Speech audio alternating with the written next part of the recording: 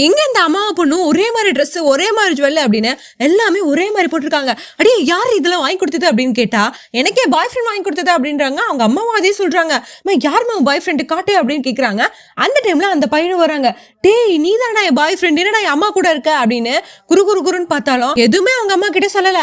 அடுத்த நிமிஷம் உன் பாய் ஃப்ரெண்ட் எங்கடி அப்படின்னு அவங்க அம்மாவும் கேட்கறாங்க. இதோ இவன் தான் அம்மா அப்படின்னு யாருனே தெரியாதவன்னு புடிச்சு இழுத்து அவங்களுக்கு காசையும் கொடுத்து நிறுத்தி வச்சிடறாங்க. ரொம்ப அழகா இருக்கப்பா, நைட்டு டின்னருக்கு வந்துரு என் பொண்ணு கூட அப்படின்னு சொல்லிட்டு அவங்க அம்மா போயிடுறாங்க. அந்த நாள் நைட்டு அவங்க 2 பேரும் மாறி மாறி பார்த்துட்டு இருக்காங்க. டி ஏன் அம்மா எப்பறா ஏமாத்தலாம் நீ அப்படின்னு. உங்க அம்மா தான் எனக்கு எல்லா செலவுமே பண்றாங்க, அதனாலதான் உங்க அம்மாவை பிக்கப் பண்றேன், நீ வேணா என் கூட இரு அப்படின்னு ரொம்ப சீப்பா பேசுறாங்க.